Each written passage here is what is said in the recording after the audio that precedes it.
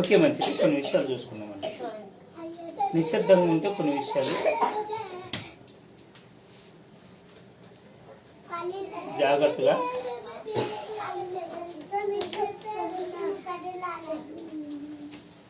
మంచిది.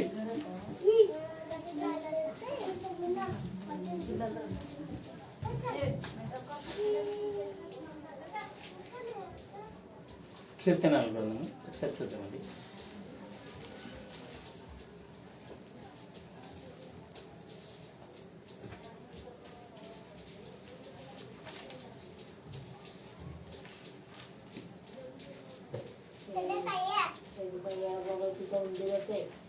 కీర్తనాలు గ్రంథము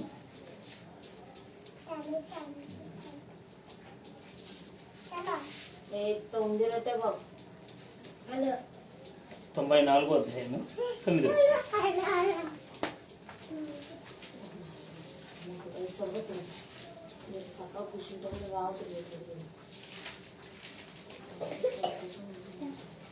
కీర్తనాలు గ్రంథము 94వ అధ్యాయము 9 వచ్చింది.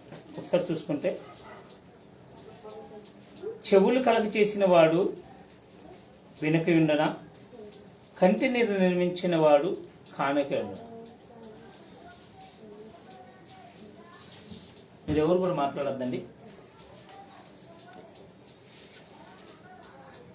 ఈ మనిషి యొక్క శరీరంలో ఉన్నటువంటి కన్నులు కానివ్వండి, చెవులు కానివ్వండి, మన శరీరంలో కనపడేవి కనపడనివి ఎన్నో అవయవాలు ఎంతో విలువైనవి ఉన్నాయి. మనం ఏమనుకుంటామంటే మనం చేసే పని ఎవరు చూడరు అని. కానీ మన కన్నులు ఎవరు చూశారు? ఎవరు తయారు చేశారు? సపోజ్ మీరు ఒక మొబైల్ వాడుతున్నారు అనుకోండి, ఆ మొబైల్లో మీరు ఏమైనా చూడండి, ఆ డేటాలో ఎవరి దగ్గర ఉంటుంది చెప్పండి? ఆ ఫోన్ కనిపెట్టిన చూడు వాని దగ్గర ఉంటుంది. మీరు ఏమనుకుంటారంటే నా తప్ప నా ఫోన్లో ఎవ్వరు చూడరు అని మీరు అనుకుంటే, ఆ ఫోన్ తయారు చేసినంత ప్రతి డేటా ఉంటుంది.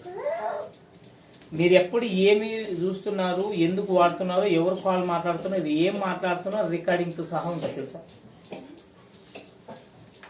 ఎందుకంటే మీ ఫోన్ మీరు కంతు కట్టకపోతే బ్లాక్ చేస్తాడు, నీ ఫోన్ వాడినట్టు కూడా చేస్తాడు. అత్తల మీద తీసుకునే వాళ్ళని అడగండి. ఒక అత్త కనుక కట్టకపోతే ఏం చేస్తారు తెలుసా? ఫోన్ వాడినట్టు ఉండకాల ఉంటే బ్లాక్ చేస్తాడు. ఏంటి సార్?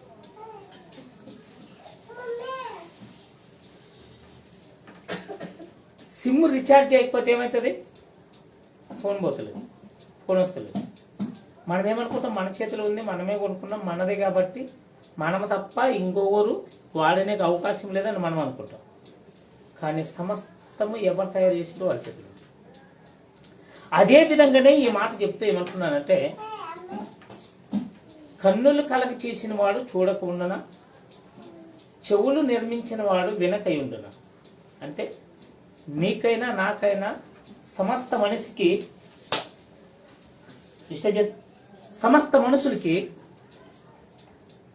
చెవులు కన్నులు పెట్టి నీకు నాకు ఈ లోకంలో ఎందుకు ఉంచాడో తెలియక మనం ఇష్టమైనట్లుగా నీ భూమి మీద బ్రతికితే మనం ఏం చూస్తున్నామో ఏం వింటున్నామో ఖచ్చితంగా ఎవరు చూస్తారు?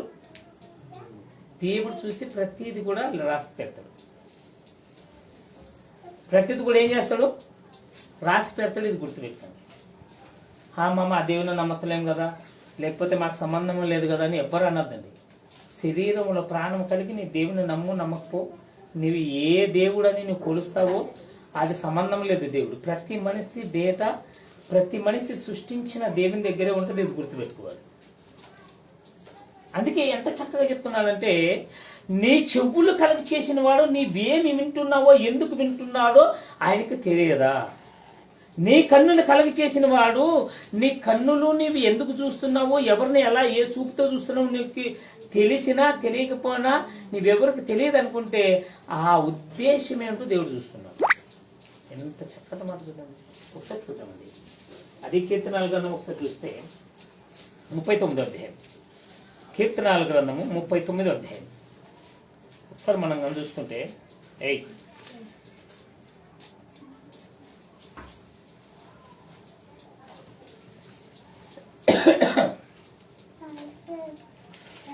ఇక్కడ చూడండి,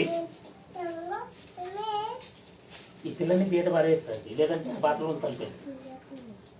ఆ లైవ్ ఛానల్ డిస్టర్బ్ చేయాలి.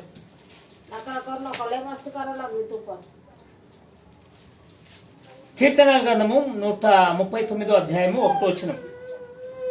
యెహోవా, నీవు నన్ను పరిశోధించి తెలుసుకొని ఉన్నావు. నేను కూర్చున్నటయు నేను లేచిటయు నీకు తెలియను. నాకు తలంపు పుట్టక మునిపే నీవు నా మనసును గ్రహించి ఉన్నావు. అబ్బా, ఎంత చక్కటి చెప్తున్నారు దేవా యెహోవా. ఈ మనిషిని కలుగ చేసిన నీవు, నేను ఎక్కడ కూర్చున్నానో, ఎందుకు కూర్చున్నానో నీకు తెలుసు, ఏ ఉద్దేశంతో కూర్చున్నానో నీకు తెలుసు, నేను ఏం ఆలోచన చేస్తున్నానో తెలుసు అన్నప్పుడు ఇప్పుడు ఎంత జాగ్రత్త పడాలి మనిషి. మాట్లాడాలన్నా జాగ్రత్త పడాలి, ఆలోచన చేయాలంటే కూడా జాగ్రత్త పడాలి. ఈ మనుషుల్ని ఒకవేళ మనము మోసం చేర్చాము కానీ, మనసుల కళ్ళను కప్పచ్చేమో కానీ దేవుని ఎవ్వరు కూడా మోసము చేయలేరు. ఇది గుర్తుపెట్టుకోవాలి. దేవుడి లేని చోటంటే ఉండదు. ఏదమ్మా కూర్చుంటావా, లేచిపోతావా? చూడండి ఏమంటున్నాడు, నీవు నన్ను పరిశోధించి తెలుసుకొని ఉన్నావు. నేను కూర్చుంటున్నాయో నేను లేచుటయో నీకు తెలియను. నా తలంపు పుట్టక మునిపే నువ్వు బాగుగా గ్రహించితివి. మనం ఏమనుకుంటామా, మన దుడ్లు మనం ఎంజాయ్ చేద్దాం, తాగేది తినేది ఎంజాయ్ చేసేది. బ్రతికిన దినాలు సంతోషంగా ఉండకపోతే ఇంకెప్పుడు ఉంటాం? బ్రతికిన దినాలు ఎంజాయ్ చేయకపోతే ఇంకెప్పుడు చేస్తాం? చచ్చిపోయినాడు ఏమైనా ఎంట కట్టకపోయేది ఉందా? అంటే ఒకటి గుర్తుపెట్టుకోండి, మీరు సంపాదించిన డబ్బు కనవాలేరు, మీరు సంపాదించిన బంగ్లాలు కనవాలేరు, మీరు సంపాదించిన కార్లు కనవారు, కానీ ఒకటి మాత్రం కనబోతాయి, మీరు చేసే పనికి ప్రతిఫలం. నీవు వాక్యానుసారంగా దేవునికి లోబడి పాపం చేయకుండా ఉంటే నీకు మంచి ఫలితం వస్తుంది. నీ ఇష్టానుసారంగా జీవిస్తే ఖచ్చితంగా నీకు దాని ప్రతిఫలం వేరే ఉంటుంది. మనిషి నడిచే నడతన బట్టే మీరు ఇప్పుడు గుర్తుపెట్టుకోండి, మీరు వంట చేసుకుంటున్నప్పుడు బియ్యం వేస్తే భూ అవుతుందా, పప్పు అవుతుంది? చెప్పండి, ఏమవుతుంది? బియ్యం వేసి పప్పు కావాలంటే అవుతుందా? మీరు ఏ వంటకి అది పెడితేనే, ఆ పదార్థం పెడితేనే అది అవుతుంది. లేదండి మనం బియ్యం వేస్తాం మాకు పప్పు కావాలంటే ఎట్లయితే చెప్పండి. దేని విత్తుతారో అదే కోస్తారు. మనం ఏదైతే ఇత్తనం వేస్తామో అదే పంట వస్తుంది. మనము ద్రాక్ష పంట వేసిందని మాకు దానిమ్మ కావాలా కీల కావాలంటే అయితే లేదు. గుర్తుపెట్టుకొని ప్రతి ఒక్కరు కూడా మన ఆలోచన మన పనితీరుని బట్టి మనకు తీరుకుంటుంది. మన మనుషులు కాదు భయపడేది, ఎవరికి భయపడాలి? దేవునికి భయపడాలి. ఎవరు చూడకపోయినా నువ్వు లైట్లన్నీ బంద్ చేసుకొని పత్రం ముచ్చుకొని నీ ఫోన్లో నువ్వేం చూసినా చూసేది ఎవరు? దేవుడు. ఏమంటున్నాడు చూడండి, 3వ వచనం. నా నడకను నా పడకను నీవు పరిశీలించి తెలుసుకొని ఉన్నావు, నా చర్యలన్నిటిని నీవు బాగుగా తెలుసుకొని ఉన్నావు. నేను ఏ సందులో ఏ ఉద్దేశంతో పోతానో అది కూడా దేవునికి తెలుసు. నేను ఎక్కడ ఎప్పుడు ఎలా ఎందుకు పండుకుంటున్నాను, ఏ ఉద్దేశంతో ఉంటున్నాను అది కూడా దేవునికి తెలుసు. అంటే దేనిని మోసము చేయలేదు.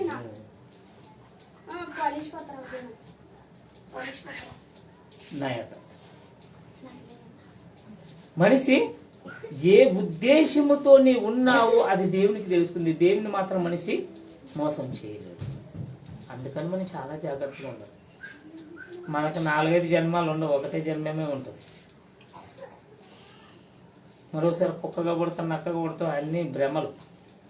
శరీరములు ప్రాణం కలిగి ఒక్కసారి మనిషిగా వచ్చామంటే ఈ జీవితానికి ఈ శరీరములు చేసిన పనిని బట్టే ప్రతిఫలం ఉంటుంది మనకి. మనం ఎలాంటి వారు, ఎలా లేదు, ఎందుకు ఎలాంటి ప్రతిఫలం పొందుతున్నామో మనకు తెలుస్తుంది. బ్రతికి ఉండగా మన పని ఏమిటో, మన పని ఫలితం ఏమిటో మనం తెలుసుకోకపోతే చచ్చిపోయిన తర్వాత మనం ఎవ్వడు మార్చలేదు. బ్రతికుండగానే సరి చేసుకోవాలి. చచ్చిపోయిన తర్వాత చూద్దాంలే అని మనం అనుకుంటే చచ్చిపోయిన తర్వాత మనకేం జరుగుతుందో తెలియకపోతే ఎలా చెప్పండి. రేపు ఏం పని చేయాలి ఈరోజు సిద్ధం చేసుకుంటాం. రేపు ఏ వంట చేసుకోవాలో ఈరోజు కూరగాయలు తెచ్చుకొని పెట్టుకుంటాం. రేపు ఏమి తయారు చేసుకోవాలో ఈరోజు నువ్వు చేసుకుంటున్నప్పుడు ఈ శరీరాన్ని వదిలేసి చనిపోయిన తర్వాత యాటికి పోతావు, ఎందుకు పోతున్నావు తెలియకపోతే, సిద్ధపరచుకోకపోతే లాభం ఏంటి చెప్పండి. సపోజ్ మీరు బొంబాయికి పోతారు అనుకోండి, స్టేషన్ పోయి ఏ బండి ఎక్కుతారు చెప్పండి? బొంబాయి పోయే బండి ఎక్కాల, బెంగళూరు పోయే బండి ఎక్కితే రోరు. ఏదైతే ట్రైనే కదా అని ఎక్కేయని చూద్దామండి. మీరు ఎక్కడ పోతారా అక్కడ పోతారా? అన్ని ట్రైన్లు ఒకటే కదా, ఏదో ఒక ట్రైన్ ఎక్కేయండి చూద్దామండి. మీ గమ్యస్థానానికి పోతారా? పోలేరు. మన గమ్యస్థానం ఏంటో మనకు తెలుసు కాబట్టి అదే గాడి ఎక్కుతాం.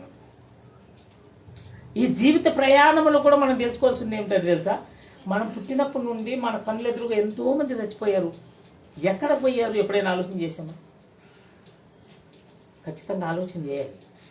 ఇది ఎందుకంటే మనం దేనికి భయపడాలో తెలుసా? ఖచ్చితంగా ఇది వస్తుంది అన్నప్పుడు దాన్ని చూసి భయపడాలి. మనుషులందరూ దేనికి భయపడతారు చెప్పండి? చావంటేనే భయపడతారు, అంతేనా? చావంటే భయపడుతున్నప్పుడు చావెవరికి అన్నట్లు ఉంటుంది చెప్పండి. మరి దేనికి ఎదపడాలా? చచ్చిన తర్వాత ఎక్కడ పోతామో తెలుసుకొని అక్కడ పోవడానికి జాగ్రత్త పడాలి. బలం ఉన్నప్పుడు మాత్రమే మేము చావకూడదు. మనము బలహీనత అయిపోయిన తర్వాత, లేకపోతే ముసలగైన తర్వాత, తిండి అరక్క, కుసిన కాను లేనికి చేతగాక, మోకాళ్ళ నొప్పులకి ఇవన్నీ తట్టుకోలేక దేవుడా నన్ను కనవు అంటే అప్పుడు దేవుడు ఏం చేస్తాడు చెప్పండి? ఫోన్లే కన్నబోయాడు అనుకో, ఎక్కడ పోతారు? గుర్తుపెట్టుకోండి, దేవుడు సమస్తాన్ని గమనిస్తాడు. మనం చనిపోయాక ఎక్కడ పోతాము, బ్రతికి ఉండక మొదలు మనం ఈ భూమి మీదకి రాకమొదలు ఎక్కడున్నాము, సమస్తాన్ని బైబిల్లో రాసిపెట్టారు. అందుకే దేవుణ్ణి నమ్ముకోవాలంట. చాలామంది ఏమంటారు మతం మార్చుకోదు. మతం అంటే ఏమిటి? మనసు మార్చుకోదు. బైబిల్ అంటే ఏమిటి? నీ హృదయాన్ని మార్చుకోడు. ఇతరులకి అన్యాయం చేయకుండానట్లు, ఇంకొకరిని నీ వల్లే వాళ్ళని ప్రేమించాలని, ఇదిగో ఇంకొకరిని దోచుకోకుండా, అన్యాయం చేయకుండా నిన్ను జాగ్రత్త పరచమని చెప్తుంది. కానీ ఇవన్నీ మానుకొని భయభక్తులు కలగమంటే ఈ మంది ఏమంటారంటే మందిని మోసం చేయడానికి రాదు బైబిల్ బట్టి అని మంది అందరూ మత మార్పిడి. మత మార్పిడి అంటే ఏంటి? నీ కలర్ మారుతుందా? నీ వృత్తి మారుతుందా? నీ బట్టలు మారుతున్నాయా? ఏం మారుతుంది? మనసు మారుతుంది. నువ్వు చనిపోయాక ఎక్కడున్నావో నీకు ఒక గురి గుర్తవుతుంది. నీవు ఈ భూమి మీద ఉండగానే నీ మరణ స్థితి ఏంటో నీకు తెలియాలి. ఎవరైనా చెప్పండి, నాకు చచ్చిపోతే సంతోషం అని చెప్పండి. దేవుని నమ్మిన ప్రతి ఒక్కరూ ఇలాగే చెప్పగలుగుతారు, నేను చచ్చిపోతే నాకు లాభం అంటారు. మీకు లాభం వస్తే సంతోషమా బాధ చెప్పండి? సపోజ్ మీకు ఒక 1,00,000 రూపాయలు వచ్చిందనుకో, ఏడుస్తారా నవ్వుతారా? ఏడుస్తారా ఎందుకు వచ్చే దుడ్లని? ఈ లోకంలో ఒక 1,00,000 రూపాయలు దక్కితేనే పట్టదు ఆనందం.